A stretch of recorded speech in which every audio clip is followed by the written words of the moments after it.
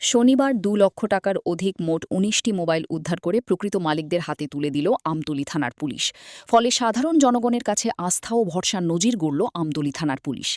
আমতলী থানার ওসি উন্নত টেকনিক ব্যবহার করে আমতলী থানার পুলিশ এই সাফল্য পেয়েছে।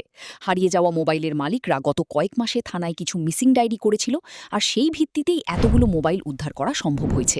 রিকভারি করতে সক্ষম হয়েছে, যে মোবাইলগুলি অনেকেরই হারানো গিয়েছিল এবং কিছু মোবাইল চুরি হয়ে গিয়েছিল।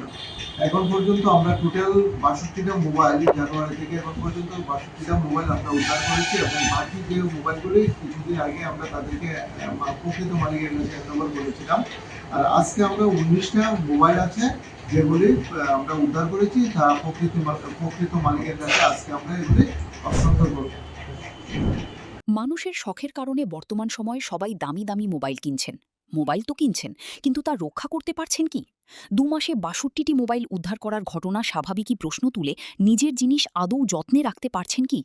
সাধু সাবধান, এমন বহু মোবাইল যাচ্ছে যার কোনো হদিশ নেই। ভেবে দেখবেন বিষয়টা। Bureau report, news now.